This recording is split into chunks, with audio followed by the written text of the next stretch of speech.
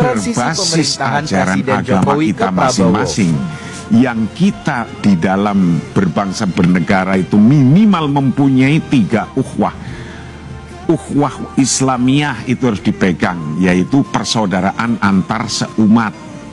Ukhuwah Basariyah kita harus mempererat, yaitu persaudaraan antar individu manusia, Basariyah. Tapi ini harus ditingkatkan dari 2 ini, harus ada ukhuwah watoniyah, yaitu persaudaraan sebangsa setanah air.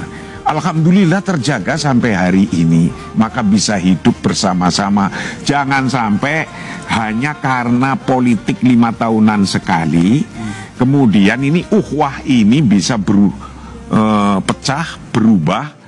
Gimana caranya masyarakat juga bisa mulus begitu untuk menerima ya bahwa presiden kita adalah Pak Prabowo dan Mas Gibran Rakabuming Raka sebagai wakil presiden terpilih. Ini dari sisi masyarakat ya gimana tuh Pak? Kita orang yang beragama, ajaran agama kita sudah menjelaskan dengan gamblang sekali tadi. Karena di Indonesia sudah ada aturannya, ada nizamnya, ada undang-undangnya. Sudah terpilih, sudah. Besok setelah sudah terpilih, besok step berikutnya tinggal dilantik.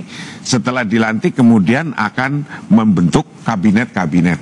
Ini kan aturan-aturan. Ikutin saja aturan ini, nggak usah mikir yang jauh-jauh atau yang mikir terlalu pendek. Nanti akan ada begini, nanti ada akan begini. Sudah jelas aturannya, undang-undangnya sudah jelas. Ketika sudah terpilih, besok akan ada pelantikan tanggal berapa? 22. Setelah tanggal 20 ada pelantikan, nyusun menteri, ikutin aja. Toh nanti ada endingnya. Endingnya apa? 5 tahun. Ikutin 5 tahun, beliau akan berbuat apa, saya yakin akan bisa menyesuaikan apa yang telah diperbuat oleh presiden yang terdahulu, diteruskan lagi sesuai rencana-rencana besar. Ya, yang pertama kita harus menerima hasil pemilu itu sebagai bagian dari konsekuensi kita memilih sistem demokrasi. Sehingga terpilihnya Pak Prabowo dan Mas Gibran itu tidak hanya kemenangan bagi beliau berdua, tapi menurut saya itu adalah kemenangan bangsa Indonesia. Karena pemilu yang damai, pemilu yang tertib, itu menjadi bagian dari kedewasaan kita di dalam berdemokrasi.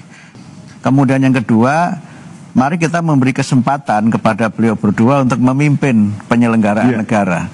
Itu menurut saya konsekuensi dari demokrasi, dan terpilihnya beliau, kita beri kesempatan beliau untuk bekerja. Dan beri kepercayaan. Kemudian beri kepercayaan, itu yang ketiga.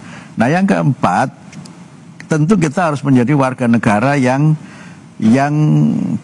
aktif dan partisipatif. Nah, saya kira kita harus menjadi warga negara yang aktif dan partisipatif untuk kebaikan bersama, untuk Indonesia maju, Indonesia emas. Karena membangun bangsa bukan hanya tugasnya presiden, bukan hanya tugasnya menteri, tapi juga kita sebagai masyarakat bersama. Terima kasih Pak Marsudi, terima kasih Pak Muti. Terima kasih. Selamat malam, sehat selalu semuanya.